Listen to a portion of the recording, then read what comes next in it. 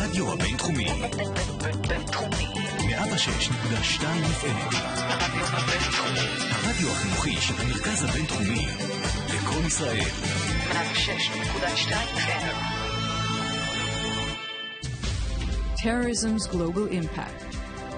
Highlights from the ICT's 11th International Conference. With Laden Landau. Good afternoon and welcome to the IDC Radio on 106.2 FM and 106.2fm.co.il on the internet. We're here for a special broadcast with the 11th World Summit on Counter Terrorism, hosted by the International Institute for Counter Terrorism.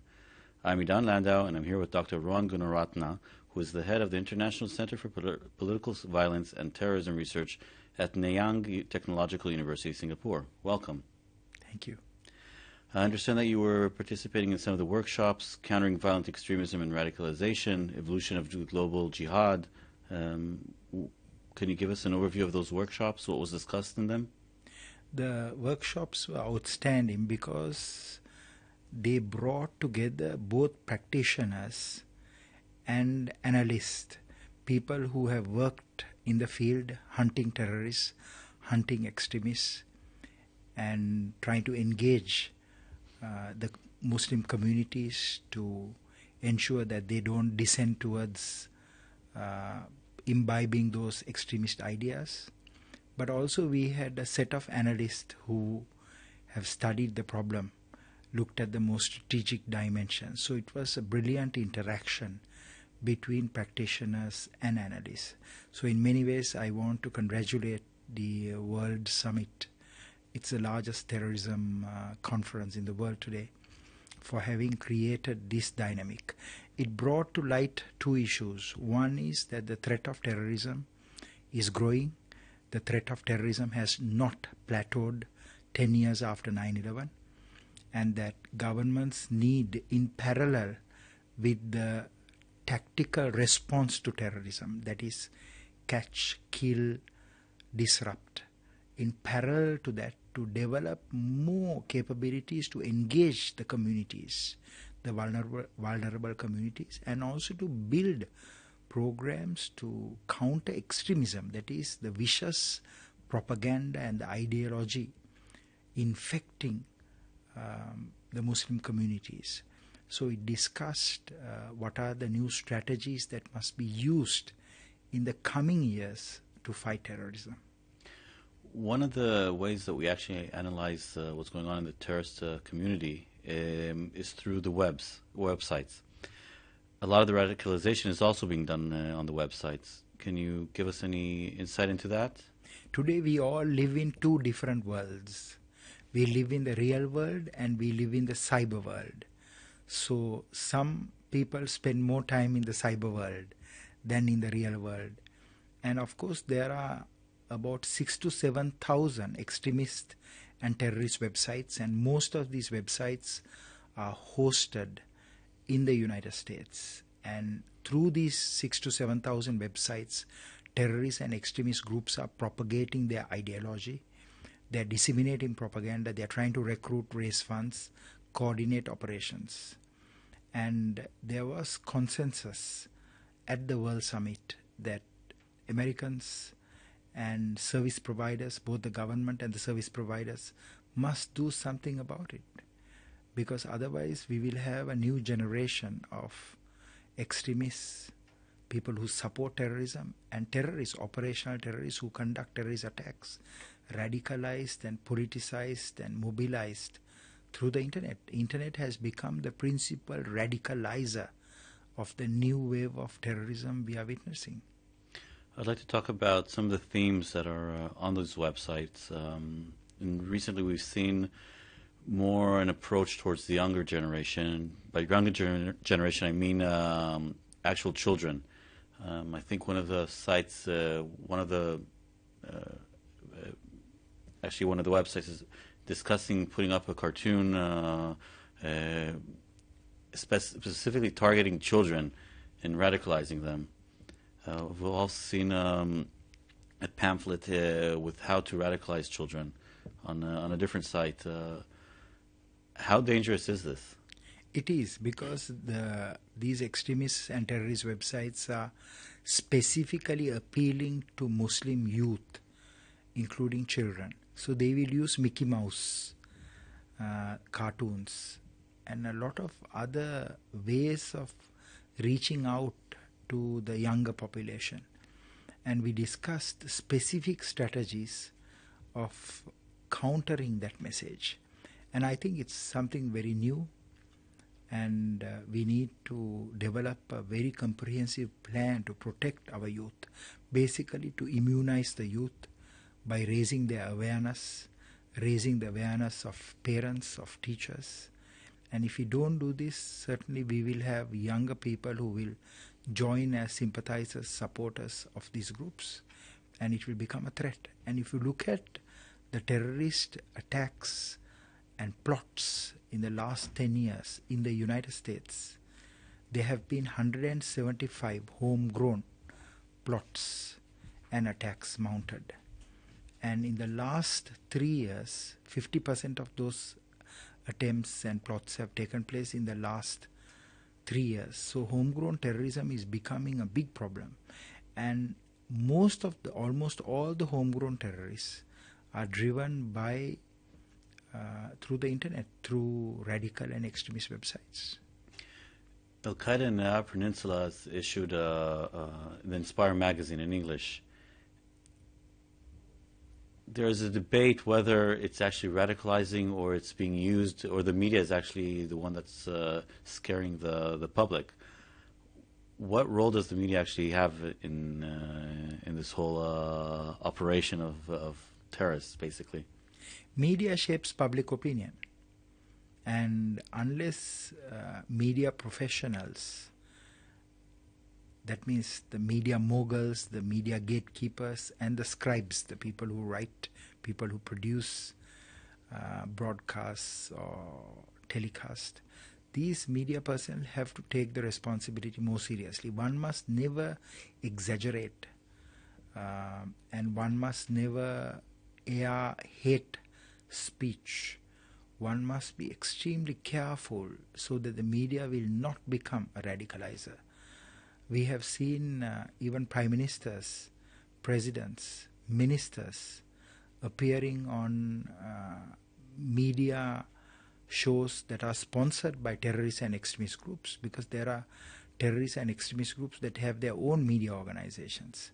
So I think that we have to address this in a multiple way. One is we have to ensure that we tell the service providers, look, we are going to take action against you. We should also caution governments from allowing these media organizations like Media, which is the PKK television station, or the Lebanese Hezbollah television station, Al-Mana, these stations from operating. So, and also we have to advise other private stations to be very cautious of what they air. Certainly if you have a program on terrorism and that program is going to make some people angry and give more support and assistance and more sympathy, generates more sympathy for terrorism, then that media organization is not doing what is right. So there needs to be more focus on this aspect, because the terrorists hope to harness the existing communications platforms to air their message. If you take Inspire, the magazine where Anwar Awlaki, the AKAP leader, features, why is he writing in English? Because he wants to reach out to English-speaking Muslims globally, to recruit them as sympathizers, as supporters, as financiers. So this age, during this period, we have to be very careful that media is not being exploited, media is not being abused by these terrorist and extremist groups. Is it possible that a magazine like this is actually not designated as radicalizing, but more its purpose is to actually have cause the media to cause the scare? I think it's doing both. We can call it media-based terrorism, maybe. Yes, it is radicalizing people, but it is also very attractive, very seductive, So it is written in that vein.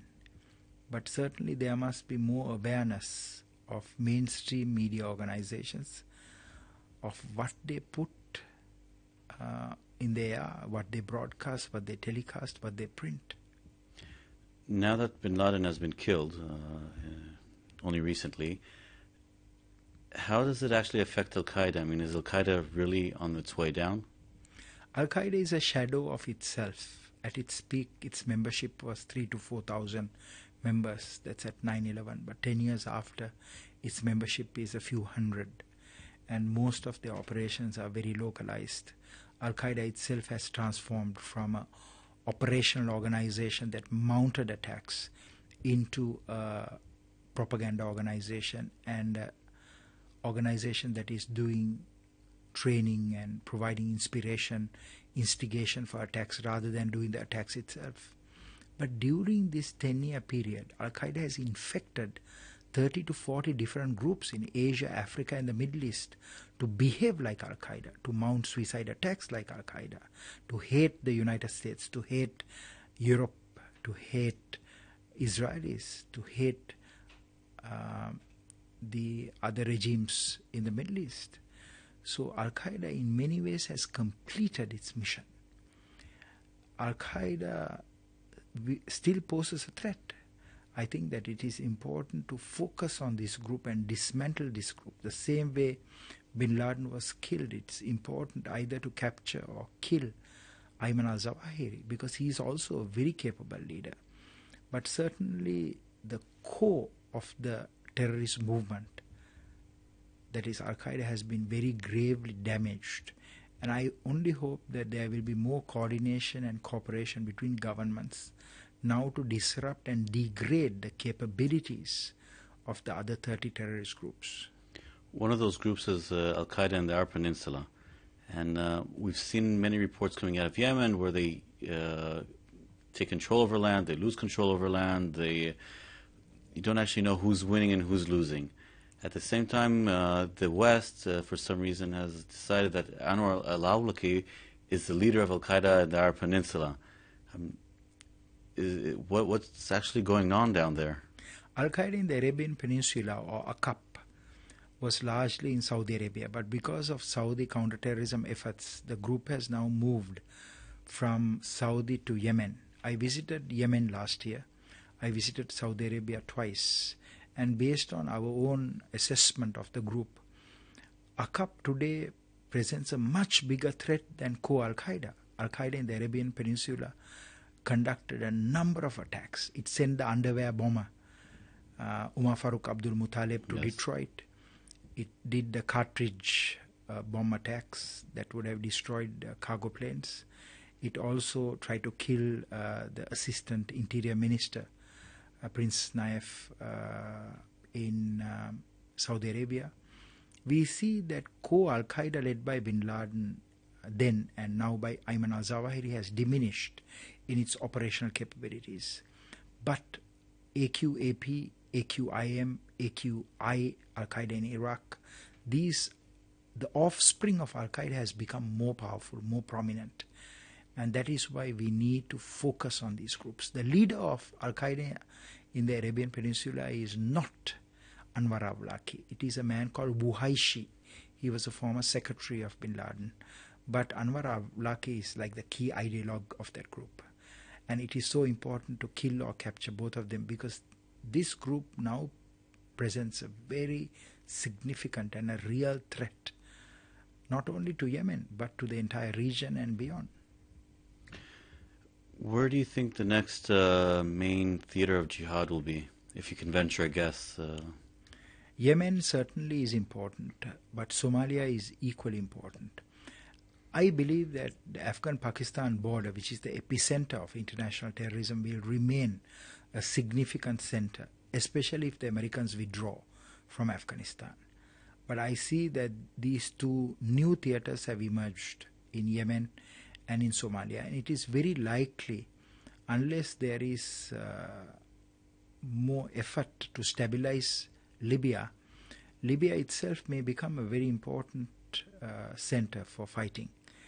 And of course, in Libya, we have seen the proliferation of weapons, and Al-Qaeda in the Islamic Maghreb, which has been active in North Africa, primarily in Tunisia, in Algeria, in Libya.